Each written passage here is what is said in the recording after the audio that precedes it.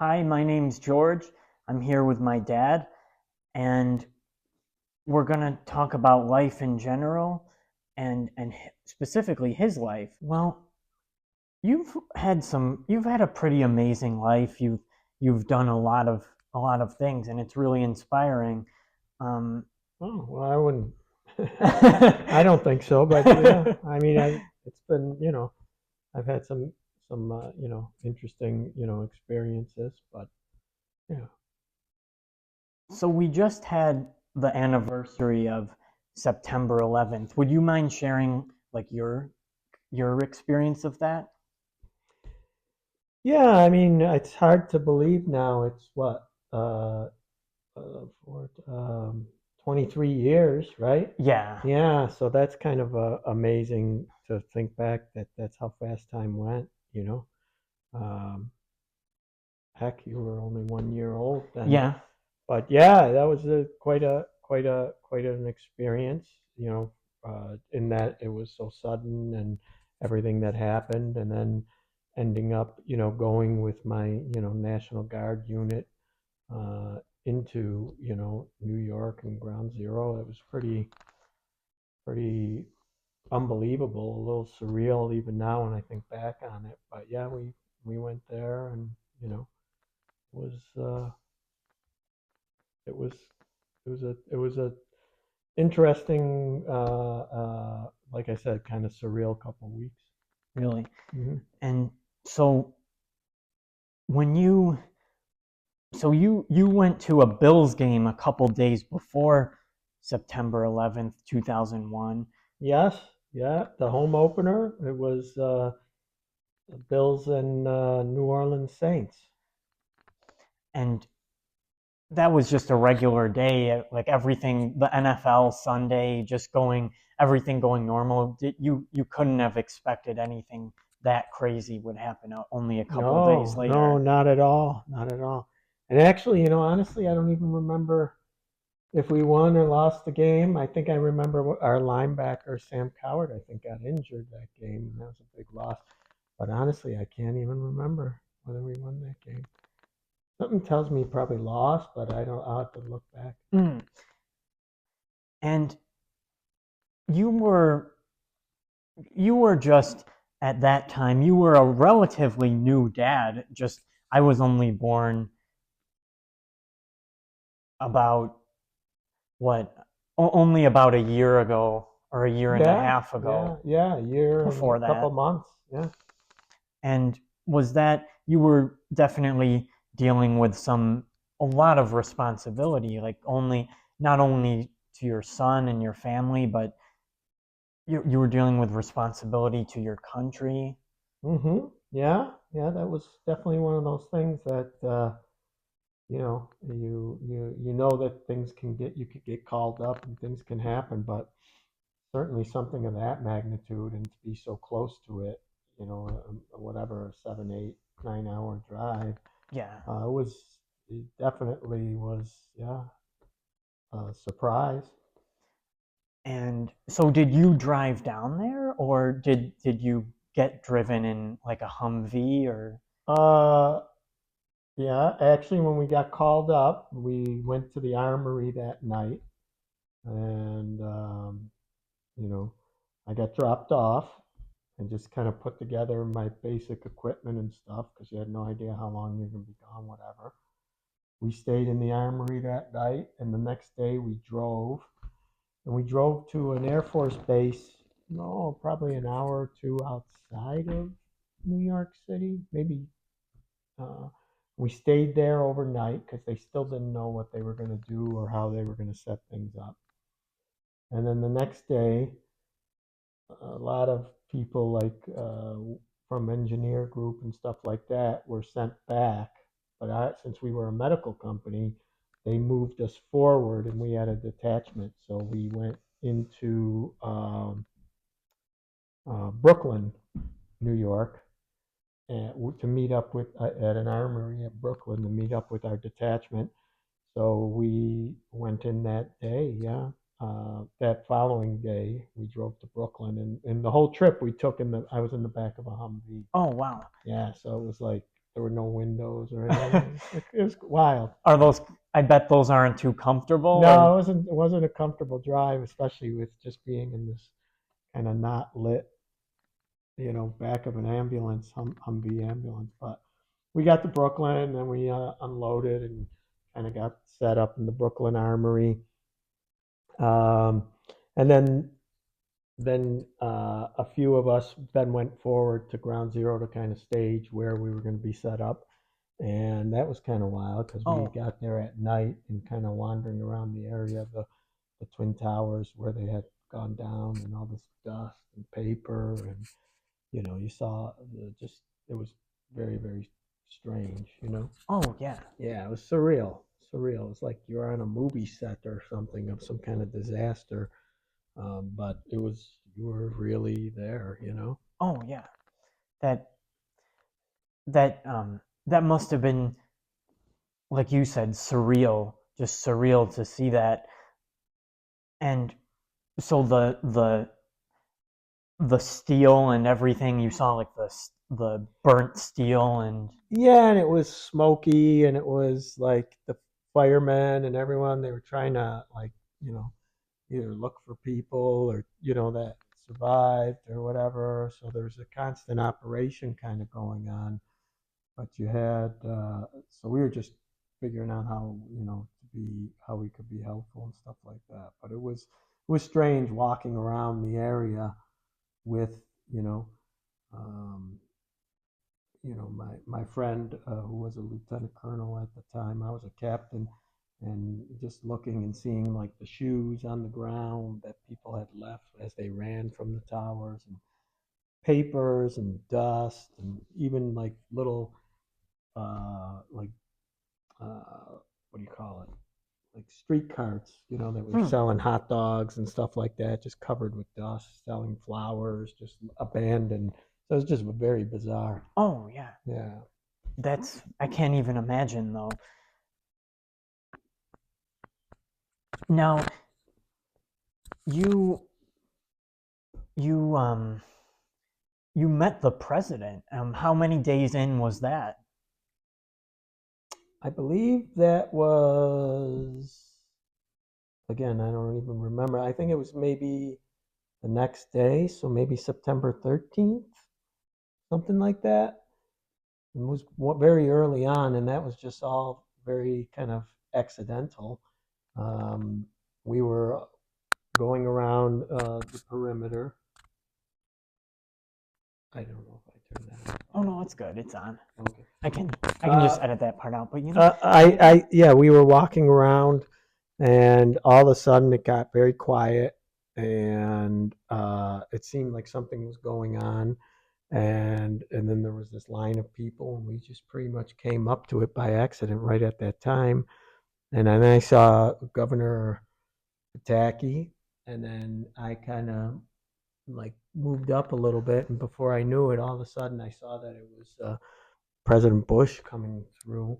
And as he came through, I put my hand, out, and he looked at my rank, and he said, "Captain," and shook my hand. And that was kind of amazing. awesome. And it was a little bit inspiring to know that he was there, that day, which I thought, said a lot about him.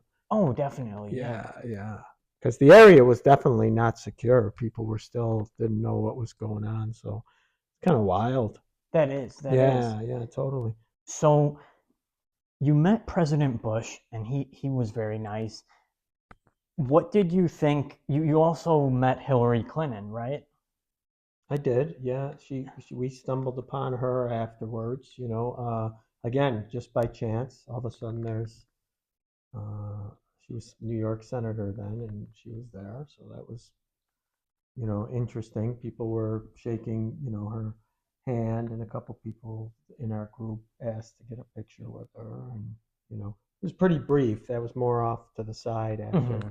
after the president. And oh, by the way, we were there when he was on the fire truck with that firefighter, which was kind of had become that kind of iconic photo of him. George Bush. Yeah, Oh him with wow. the horn, the bullhorn, and it was cool. That's awesome. Yeah. That's really Yeah, we awesome. got to see that. Now I see pictures of that, and you're just like, oh, I was right there when that happened. Yeah, Yeah. and actually, that photo they did capture a photo with you in it, right? Your Yes. helmet. Well, I'm the only one who knows it's me, but yeah, it was in the Buffalo News the day where he's shaking firefighters' hands, but you can see the top of my army helmet, and I think you could see my hand Your reaching thumb out. too, right? Yeah, just before he shook my hand, which I still have that framed copy of that paper, which is funny. Awesome. Yeah. And you you are very humble, so you, of course, you would never go around telling people that. But I have to admit, when that photo showed up in my high school history book, I told I told all my I showed it to all my favorite teachers. I showed it to all of them. So sorry about Oh, that's funny. that. But so so that was a crazy event, but that certainly wasn't the only exciting or interesting part of your life. A lot of your life was shaped by September 11th and its aftermath, right? Three deployments. Yeah, that's true. That's true. After that, things kind of began, and they started with Afghanistan and then Iraq, and which obviously those things went on for quite a number of years. So, yeah, in my time, in my capacity in the New York Army National Guard, and my specialty as medical officer, particularly as a psychiatrist, I did get utilized by the Army uh, for that. And so Iraq in 2005, right? Mm-hmm. Yes. Support the Army National Guard again as a psychiatrist. Yep. In um, and then in 2008, with again my company and our battalion, New York Army National Guard, as a medical company, we went to Kabul, Afghanistan, at Camp Phoenix. And then in 2012, I got just kind of picked up with the Army National Guard as an individual replacement, and I went in as a psychiatrist to Kandahar Airfield, and served in 2012 at the Role 3 in Kandahar Airfield. Oh, and now when you were away that second time, 2000 8. 2008, you did still experience a lot of stuff that was going on in the culture at the time, right? You like tell us about, like, you heard about Viva La Vida, the Oh Coldplay's yeah, album, yeah, yes, yeah. We and we would get stuff. You could kind of you when you're away, you try to stay connected to things. So calls to obviously you and the family and what's going on. It becomes a big, becomes kind of a highlight of your day. And anything that's cultural that comes out, you kind of hear about. So yeah, Viva La Vida, that Coldplay album really is. I When I hear that album or I see anything related to that, I always think of that time and deployment because it's like, where were you or what was going on? So yes, yeah, that is kind of fun, interesting from cultural perspective. yeah, and you also you saw the helmet catch on TV, right? Yes, yeah, I saw the helmet catch the Tyree, right? David Tyree, David yeah. Tyree. We were still in North Carolina at that time in Fort Bragg. We hadn't deployed, but Oh, we had a little TV in like one of the tents, and that was kind of the big thing. Which it was, I was definitely one of the few, since we're a New York company, but I was hmm. rooting for New England because I was a Brady fan, and but you got to give the Giants their due. That Manning and that catch, was ridiculous, and it was a kind of a classic Super Bowl. Not the way I would really want to watch the Super Bowl or watch it nowadays, but Yeah. less than luxurious. But uh, yeah, that sticks out in my memory too. The watching the Super Bowl out of our what we call Fob Patriot at Fort Bragg. Oh, Yeah. and for those of you who don't know, the helmet catch was a play in Super Bowl 42.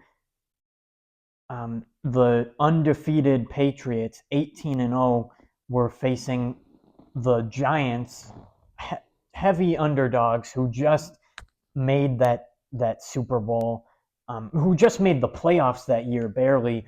And in the fourth quarter, they were losing. Eli Manning escaped a sack and threw a pass up for David Tyree, who also was really an unsung hero, and he pinned the the ball to his helmet when Rodney Harrison, the Patriots safety, was all over him trying to knock that ball out, trying to rip his arm away from it, and Tyree hung on, and the Giants ended up winning that Super Bowl against the heavily favored Patriots.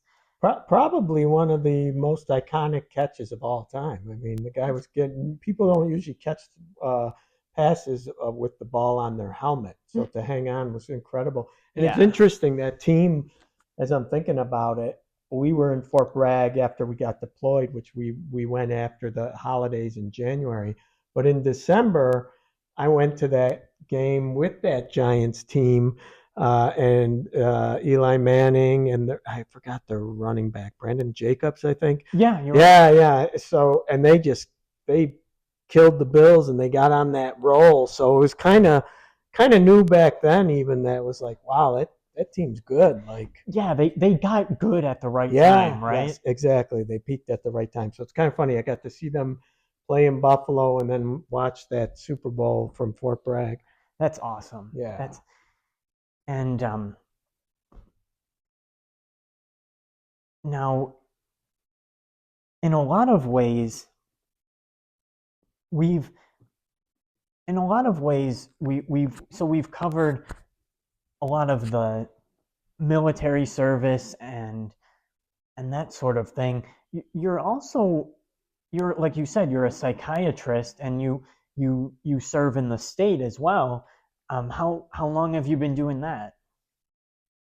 I've been a state employee since 1999, and I've been as a state inpatient psychiatrist for,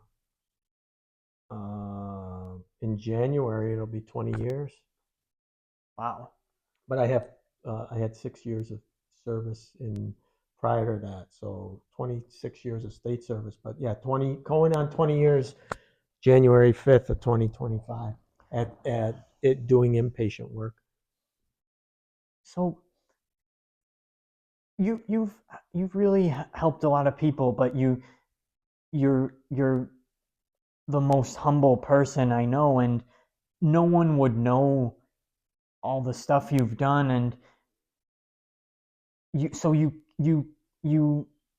you're in a position where you have a lot of power, but as Uncle Ben says in Spider-Man, with great power comes great responsibility. And how do you you definitely live that out because you have a lot of knowledge, and but you also you're the most humble person. Oh, I mean, that's very kind of you to say. I mean, I don't know if I'm a humble person. I mean, I just, you do your thing. I've been fortunate. I've had you know, um, yeah. I mean, I don't even know what to say. Like, yeah. I mean, you treat people the way you like to be treated. You work hard every day, and you just do your best. And again, that's it, I guess. I mean, how I think about things, maybe. Oh, definitely. And you you you treat the people you encounter every day, whether it be your coworkers or your patients, you treat them like you would want to be treated, and that's clear. Well, I don't know. I mean, that's the way I approach everything, whether it's, I mean, I think in life, no matter what you do, you don't try to get too inflated on things, and make it about you or your accomplishments. You just treat people nice. You try to do good in the world and do the best you can, and Yeah, nobody's perfect, and you just try to do your best. yeah. Yeah, I mean, it sounds corny, but I mean, I guess that's kind of, No, it's true yeah, though. I mean, It's true. it's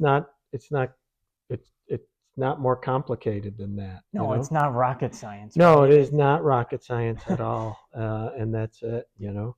You always say that in like a service profession, 90% of it is being compassionate, right? Yes, yeah. I mean, I feel in anything you do, if you treat people with kindness and respect and you try to be genuine, yeah, it's compassion, especially in the mental health field, where people struggle, and you want to be compassionate and really you do your best to help people. But I think you're kind, no matter what you do, whether you're checking out in a grocery store or whatever. Oh, definitely. But And it's been it's been really good talking to you, so thank you. I just have one more thing I wanted to touch on. yeah, As a mental health professional, yes, um, there's a lot of young men out there who are really struggling, and I saw a statistic that between men between or people ages 15 to 29, the fourth leading cause of death is suicide. So young people really do have their struggles, and they are facing each day. They struggle with hopelessness hmm and feelings of despair. Do you have any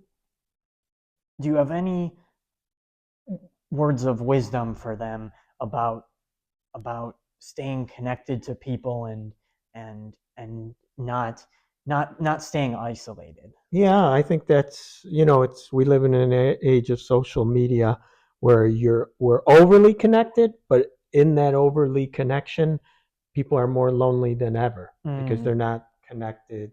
And I think the key is, from my perspective, to first of all have a sense of purpose. We all, why do you get up? You go to work, you do positive things. That's a component of it.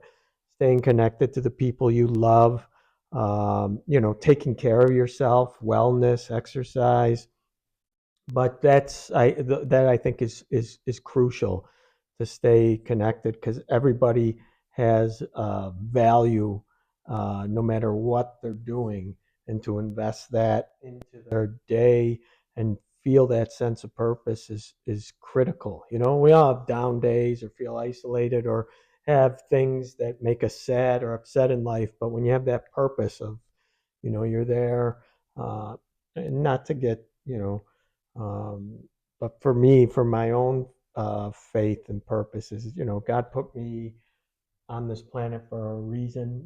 There's no way how your life is going to unfold, but every day you're in the big scheme of it. You need to kind of go out there and do God's work and be a positive force because there's so much negativity around. So you try to always be a positive force and keep that sense of purpose. I think it's critical, for Oh, everybody, for me, for anybody. But yes, I think if we had more young people, young men that had that idea of really realizing that you have value and you have a purpose, and even though you may not feel you have found it yet, to stay faithful and true to seeking that out. And then once you kind of get that, it kind of builds on itself. Good. Yeah. That's that's a good point. Um, Personally, I've struggled with depression too, and it's you you don't you think that the way you feel right now you'll feel that way forever, but it's just not the case. You can take steps to A- to move forward, even the Absolutely. smallest steps. Absolutely, absolutely. And that's different for everybody. But it is transient and you ride it out. And if you need to, people get treatment and get help and they get better. But the key is, those deep, dark, negative times, it's important to ride that out because there's a bright future and there's hope and there's, moving forward, which is our, you know, kind of the blessing we have in our life is that we're able to take that journey. Yes. And like people say, and I don't know if this is scientifically true or not, but it definitely seems to be true with emotions and with life in general. The night is darkest before the dawn. Absolutely, I like that line. I think there is a lot of truth to it, and there's always that thought of having hope and having purpose, and yeah, things get better.